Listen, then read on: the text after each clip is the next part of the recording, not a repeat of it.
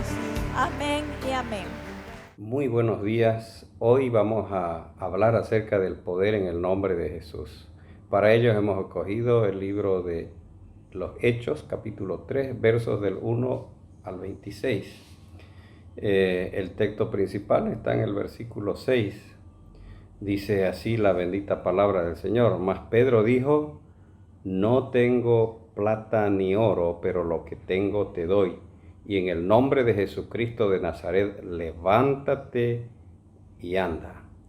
El asunto principal aquí es la sanidad de un cojo de nacimiento que era traído al templo todos los días y lo sentaban en la puerta llamada La Hermosa para que él pueda pedir limosna.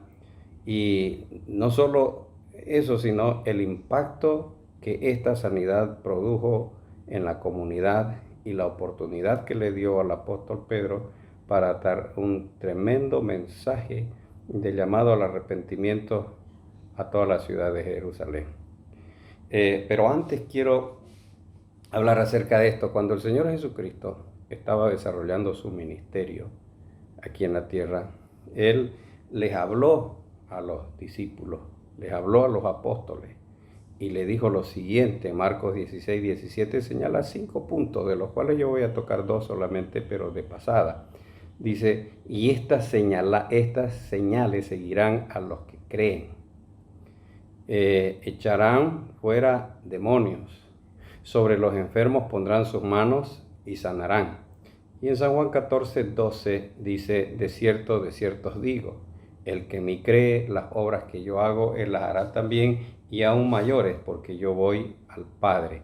Y el verso 13 y 14 dice: y todo lo que pidieras al Padre en mi nombre, lo haré, para que el Padre sea glorificado en el Hijo. Y si algo pidieres en mi nombre, yo lo haré. ¿Y esto por qué? Y él lo señala por qué en San Juan 1:12. Dice: mas a todos los que le recibieron, a los que creyeron en su nombre, le dio potestad de ser hechos hijos de Dios.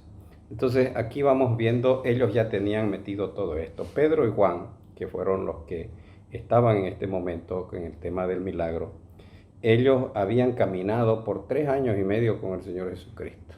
Ellos fueron testigos presenciales de todo lo que el Señor hizo respecto a los milagros de sanidad, de resurrección, de liberación, milagros hechos con la naturaleza, como calmar la tempestad, la multiplicación de los panes, y otros, la pesca milagrosa y muchos otros milagros de los cuales ellos fueron testigos presenciales. Nosotros vemos aquí, y no solo eso, sino que ellos estaban aún asombrados porque ni ellos mismos lo podían creer que el Señor Jesucristo haya resucitado. Ese fue el milagro más grande que ellos pudieron ver, la resurrección del Señor Jesucristo y la ascensión a los cielos. Ellos seguramente tenían mucho trabajo que realizar. Tenían una iglesia creciente, una iglesia que estaba naciendo, y ellos estaban atónitos y estaban sorprendidos porque el primer discurso de Pedro, el primer mensaje, fue tan contundente que señala el libro de Hechos 2:41 que hubieron 3,000 convertidos. Entonces ellos estaban viviendo un momento y seguramente tenían una agenda demasiado apretada, pero algo que ellos habían aprendido es que no podían dejar de lado la oración. Era algo muy importante que aprendieron del maestro, que ninguna actividad puede reemplazar la oración. Y cuando hablo de la oración, estoy hablando no de la oración intercesora, sino estoy hablando de la oración de intimidad, de búsqueda, de dependencia del Señor. Ellos estaban en ese momento y muy aprendidos de su maestro, de que la prioridad era la oración en ese momento para poder ver desatarse el milagro y los poderes espirituales. Aquí quiero hacer un énfasis. Si nosotros hiciéramos un análisis minucioso de tantos fracasos en la vida de los hermanos, en la vida del cristiano, de los hermanos en la fe, todo comienza con la falta de oración. Las personas se van alejando de a poco de su vida de oración y se van apartando y terminan cayendo en pecado o alejándose de la fe, porque en realidad lo que motiva, lo que impulsa, lo que da el poder es la oración. Como dije ahora, ninguna actividad que nosotros podamos hacer, por muy cristiana que esté esa, no puede reemplazar lo que es la vida de oración. El poder espiritual y el secreto que tenía la iglesia primitiva era la oración. Y eso es lo que le da el resultado directo para poder ver los milagros que estaban viendo. Vamos a hablar un poco del paralítico. Cuando los apóstoles subían al templo, que era cojo de nacimiento, estaba sentado junto a la puerta llamada La Hermosa y estaba pidiendo limosna, y ellos y le miraba a ellos y les imploraba que le regalasen, que le dieran dinero, ¿no? Ahora, cuando nosotros miramos el cuadro del mendigo, nos hace pensar bastante sobre algunas cosas que voy a señalar. Nos hace pensar en un mundo pobre e inválido, esperando a la puerta de la iglesia para ver si puede recibir algo. Su presencia allí era tan común, hablo del paralítico, que probablemente la gente que pasaba muy apurada ya estaba acostumbrada, o quizás ya ni notaba su presencia porque se había acostumbrado a eso. Ahora, cuando pensamos en eso, también pienso, ¿cuál es la responsabilidad de nuestra iglesia para ser más útil y eficaz dentro de la comunidad? ¿Y cómo podemos ser un verdadero canal de poder y de bendición para el mundo? Quizás este paralítico lo que más anhelaba en su vida era poder caminar. Pero como nos pasa a todos, cuando va pasando el tiempo, ya uno se va resignando. Quizás él ya estaba resignado de esta forma de vida. Inclusive los mismos amigos o familiares que lo llevaban a él y lo traían, ya estaban acostumbrados a esa actividad, que ya ni siquiera pensaban en el tema de que él algún día podía caminar, ¿no? Pero algo estaba pasando en Jerusalén. El Espíritu Santo estaba obrando de una manera maravillosa a través de dos antiguos pescadores que eran discípulos del Señor. El tullido estaba a punto de escuchar el nombre de la persona que le podría cambiar totalmente su vida.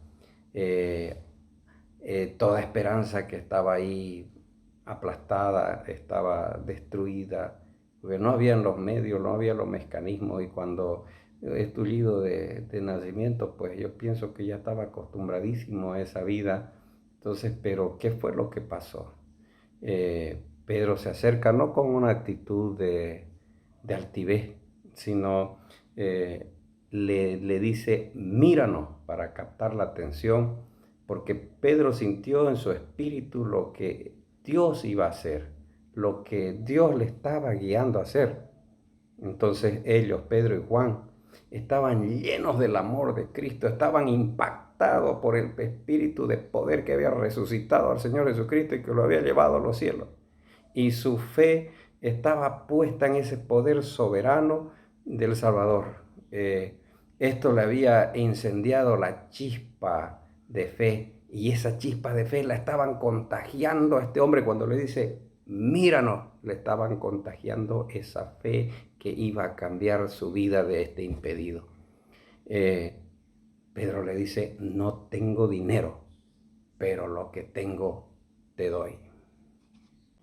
Piense por un momento, en este momento el mundo necesita desesperadamente lo que el creyente en Cristo tiene para darle. ¿Y estás dispuesto como iglesia de dar a los necesitados lo que hemos recibido del Señor. Para un momento ahí y mira el mundo. Un padre acaba de perder su trabajo, única fuente de provisión para el hogar. Una madre sola trata de llevar adelante a sus hijos, teniendo que pagar todas las cuentas, los gastos de estudio, ropa, comida, techo, todo lo que tiene que hacer. Jóvenes sinceros que están buscando del Señor, pero que viven bajo la presión de este mundo, que no saben cómo encarar y enfrentar más allá. Un familiar, quizás papá, mamá, hijo, que están padeciendo de un cáncer terminal y que están luchando y no encuentran los recursos suficientes para poder avanzar. Solo esto es una pequeñísima muestra de lo que el mundo vive en el día al día. Algunos quizás de estos van a poder salir adelante y otros no lo lograrán.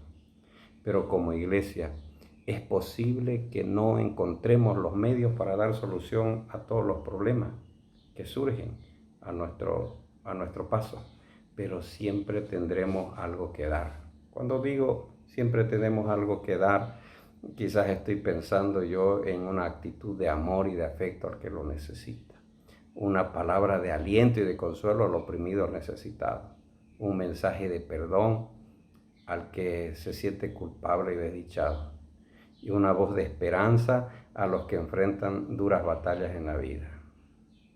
Eso como de lo que podemos dar, o quizás una oración de fe sanando a un enfermo. Cuando Pedro sostiene, vuelvo otra vez, Pedro dice no tengo dinero, pero lo que tengo te doy. Cuando le extiende la mano, sucede algo. Los pies, los tobillos, las piernas, las caderas de este paralítico agarraron y se activaron, se vitalizaron tremendamente porque el poder de Dios estaba fluyendo a través de sus manos. Por primera vez en su existencia, este hombre podía pararse y podía caminar. Solo el nombre de Jesús hizo posible la sanidad de este paralítico. El hombre entra al templo caminando con ellos y saltaba, daba gritos de victoria, de alabanza delante de esa multitud que lo había visto por años postrado y ahora eran testigos del poder que hay en el nombre del Señor Jesucristo. Proyéctese por un momento allá en el templo de Jerusalén. La élite religiosa acababa de crucificar a Jesucristo. Y de repente, cuando ya creyeron que todo estaba sofocado, que ya todo estaba terminado, aparece uno de los discípulos de él que lo había negado y el otro que había huido, aparece en escena. Y en el nombre de Jesucristo, aquel que habían crucificado y que había resucitado, se opera este milagro. Era algo asombroso. La gente estaba anodada, no sabía qué iba a hacer. Y todavía Pedro, cuando lo miraron y pusieron la atención sobre ellos no se atribuyeron el milagro. Ellos no se, como todo siervo humilde y sencillo, como personas maduras en la fe, no se atribuyen el milagro. Ellos atribuyeron el milagro al que lo había hecho. Y agarra y dice, en las escrituras, en el libro de Deuteronomio, habla Moisés acerca de este profeta. Este es el profeta que iba a venir. Y en el nombre de él es que nosotros estamos realizando estos milagros. En el nombre de Cristo hay poder, y hay poder para sanar, hay poder, y ese poder nos lo ha transmitido a nosotros como iglesia, ¿no? Eso es muy interesante que usted entienda. Por eso es que al principio yo señalé los libros de Marco 16, 17, de San Juan 14, 12, 13, 14. ¿Y por qué? Porque nosotros tenemos que ser conscientes que Él nos ha delegado como iglesia ese poder y esa autoridad. Ahora yo quiero hablarte como iglesia. ¿Cuán dispuesto estás para dejarte usar y dar lo que otros necesitan? Lo que tú tienes. Hoy estamos necesitando de hombres y mujeres valientes y comprometidos que den a conocer a ese Cristo que les cambió su vida, que les transformó. Ya no quedarnos quietos y sentados, sino más bien, querido hermano, querida hermana, ya no tienes excusa. Las escrituras son bien claras y las señales te van a acompañar si tú crees. Y todo lo que pidas en el nombre de Jesús, es Él el que lo va a hacer. Te animo en este tiempo. Has tenido tiempo de reflexionar, has tenido tiempo de buscarle a Él. Ahora lo que necesitas es poner en acción esa fe que se te fue dada, esa fe que ha sido sembrada en tu corazón, esa chispa, ese fuego que puede contagiar la fe de otros. Te animo, ve adelante, camina, impone manos. Dice, pondrán sus manos sobre los enfermos y estos sanarán. Da una palabra de vida para que pueda impactar la vida de otros. Ahora te hablo a ti que estás escuchándome, a ti que todavía no conoces al Señor. La carga más pesada que un hombre o una mujer puede llevar sobre su vida, sobre sus hombros, es el sentimiento de culpa por el pecado. El pecado no confesado te deprime, te enferma, interrumpe tu relación con las personas que más amas, que más quieres en la vida, y también interrumpe tu relación con Dios.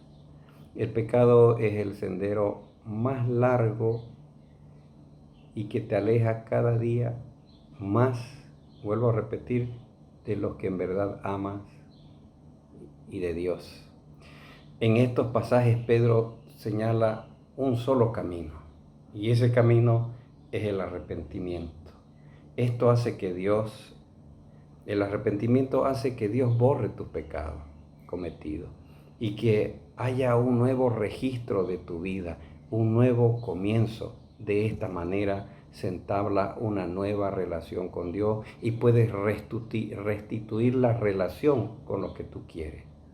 La bendición más grande que Dios nos ha regalado, que nos ha otorgado, es el perdón de los pecados.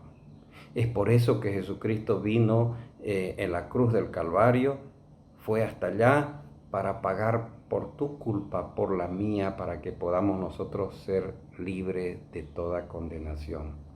No te avergüences de quitarte este peso. Deberías avergonzarte de seguir viviendo como vives. No te avergüences de quitarte este peso y de confesar tu pecado.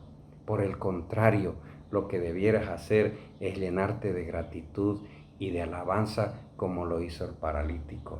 Yo te invito a que busques al Señor de todo corazón. Entrégale tu vida. Es sencillo. Solo tienes que decir, Señor, me arrepiento de lo que he hecho, de mis pecados.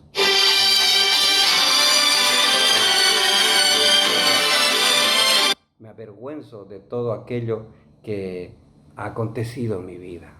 Me avergüenzo y te pido perdón y te acepto como mi Señor y como mi Salvador. Ánimo a ti que conoces a Cristo, a ti que conoces a Cristo y estás en pecado, y a ti que no le conoces todavía, puedes arrepentirte. Es tiempo. El Señor nos está dando una tremenda oportunidad y esa oportunidad no quiero que la pierdas. Recíbelo en tu corazón y Él puede cambiar totalmente tu vida. Permíteme orar por ti un momento. A ti como creyente voy a orar de esta manera por ti y luego voy a orar por el que no conoce a Jesús. Padre, perdóname porque no he sido ni siquiera un siervo inútil, Señor, porque no he hecho lo que tú mandaste hacer. Perdóname porque yo necesito de contagiarme de este fuego, porque yo debía hacer muchas labores, debía hacer mucho trabajo dentro de tu obra, pero no lo he hecho. Dame la oportunidad y enciende la llama en mi corazón para que yo pueda transmitir el mensaje a otros y pueda ser un instrumento de bendición, dando de lo que tú me has dado a mí para dar a otros. Necesito que ser una persona comprometida y solo con tu ayuda yo puedo asumir ese compromiso. Tómame de la mano y sosténme, te lo pido, Señor. Y tú que no conoces al Señor, te voy a guiar en oración. Padre, perdóname por mis pecados. Perdóname, Señor, porque yo he hecho de mi vida un desastre, porque no había creído. He dicho creer en ti, pero en realidad no había creído. Yo te pido que tú puedas entrar a mi corazón. Quiero pactar con tu sangre, Señor, ahora. Quiero que me inscribas en el libro de la vida porque quiero ser llamado tu hijo y quiero quitarme esta carga tan pesada de culpa que llevo por el pecado. Tómame en tus brazos, sosténme y acéptame como hijo. Yo te acepto como Señor. En el nombre de Jesús. Amén y amén. Adiós.